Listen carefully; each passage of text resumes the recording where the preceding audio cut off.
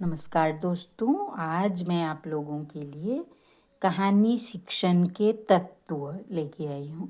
मतलब कहानी शिक्षण में क्या क्या तत्व जरूरी है। ठीक है। कहानी शिक्षण तभी प्रभावशाली बन सकता है जब शिक्षक कहानी के तत्वों से भली भांति परिचित हो।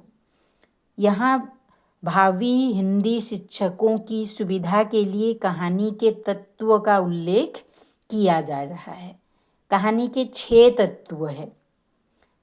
कथानक, पात्र योजना अथवा चरित्र चित्रण, संवाद योजना अथवा कथोपकथन, देश काल अथवा वातावरण, उद्देश्य, भाषा शैली। यहाँ इन सभी 6 तत्वों का संक्षिप्त परिचय दिया जा रहा है। ठीक है। नंबर 1 में कथानक। देखो, कहानी में कम से कम एक कथानक अवश्य होता है। यह कथानक कहानी का मूल बिंदु होता है जो किसी व्यक्ति, घटना, भाव आदि पर आधारित होता है। विभिन्न पात्रों, घटनाओं, कल्पना आदि की सहायता से कहानीकार कथानक का विस्तार करके उसे कहानी का रूप प्रदान करता है।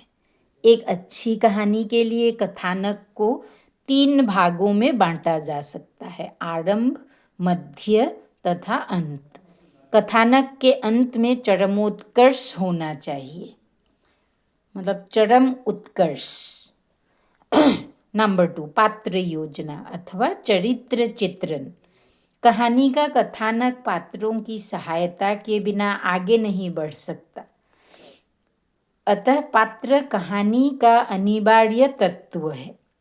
यद्यपि पंचतंत्र की कहानियों में पशु पक्षियों के माध्यम से कथानक को आगे बढ़ाया गया है, परंतु आधुनिक काल में मनुष्यों को ही कहानी का पात्र बनाया जाता है ताकि कहानी स्वाभाविक प्रतीत हो। यद्यपि कहानी में पात्रों की संख्या निश्चित नहीं है, फिर भी एक अच्छी कहानी में 5 से 7 पात्र होने चाहिए। नंबर 3 में है संवाद योजना अथवा कथोपकथन। संवाद योजना भी कहानी का अनिवार्य तत्व है। कहानी में घटनाओं, दृश्यों, भावों आदि की प्रस्तुति पात्रों के माध्यम और पात्रों के संवाद द्वारा जितनी अधिक होगी, कहानी भी उतनी ही अधिक रोचक बनती जाएगी। कहानी के संवाद पात्रों, भावों तथा प्रसंग के अनुकूल हो, वे संक्षिप्त तथा चुटिल हो। लंबे संवाद कहानी को प्रभावहीन बना देते हैं। देखो, उसके बाद है नंबर 4, देश काल एवं वातावरण। कहानी में वातावरण कैसा है वो लेना पड़ेगा। देश काल एवं वातावरण नामक तत्व कहानी को स्वाभाविकता प्रदान करता है। जिस व्यक्ति, काल, स्थान आदि से संबंधित घटना के आधार पर कहानी लिखी जाती है, उसी काल, स्थान आदि के अनुरूप ही कहानी आगे बढ़नी चाहिए। उदाहरण के लिए, यदि कहानी का कथानक लगभग 100 वर्ष पूर्व की घटना पर आधारित है, तब 100 वर्ष पूर्व समाज में लोगों के आचरण, वेशभूषा, रीति रिवाज के अनुरूप ही कहानी के पात्र की वेशभूषा आदि होने चाहिए। और अगर आधुनिक काल, अब की कहानी हो, तो आज के ज़माने में लोग जिस तरह से आचरण करते हैं, वेशभूषा परिधान करते हैं, रीति रिवाज पालन करते हैं, उस अनुरूप होना पड़ेगा। तभी मतलब सुनने वालों को भी अच्छा लगेगा और आगे बढ़ सकते हैं कहानी को, और कहानी में इंटरेस्ट ले सकते हैं बच्चे। उसके बाद का तत्व है उद्देश्य। कहानी लेखन का उद्देश्य क्या है? मतलब उस कहानी के, जो कहानी सुनाई जाएगी, उस कहानी के जरिए हम बच्चों को क्या सिखाना चाहते हैं।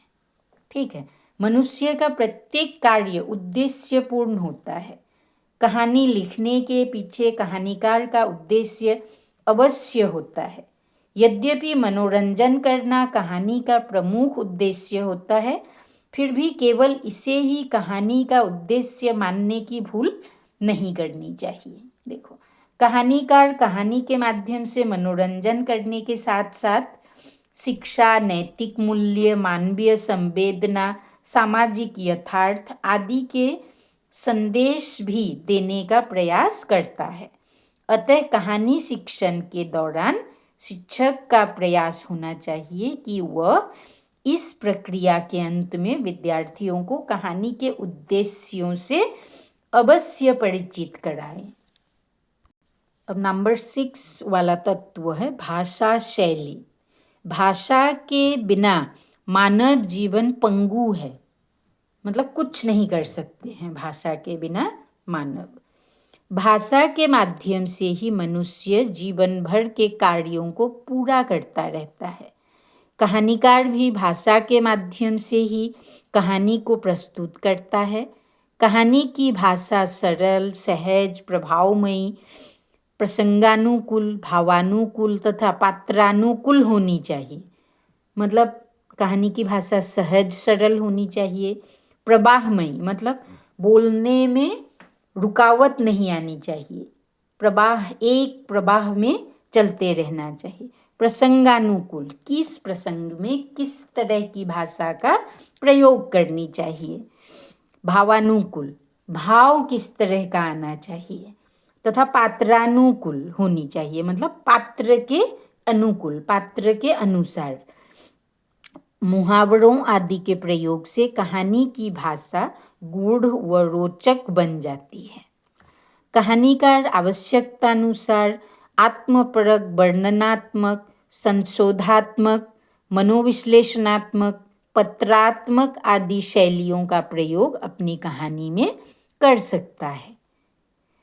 देखो, कहानीकार आवश्यकतानुसार मतलब जहाँ जरूरत पड़े वहाँ आत्मपरक वर्णन कर सकते हैं, संशोधन ला सकते हैं। मतलब पुरानी कहानी अगर है, मान लो 100 साल पुरानी कहानी, उसको आधुनिक करके भी प्रस्तुत कर सकते हैं। उसके बाद है मनोविश्लेषणात्मक, मनोवैज्ञानिक तत्वों का भी विश्लेषण कर सकते हैं वहाँ। फिर पत्रात्मक, पत्राचार जैसा, ये सब शैलियों का प्रयोग अपनी कहानी में कर सकते हैं।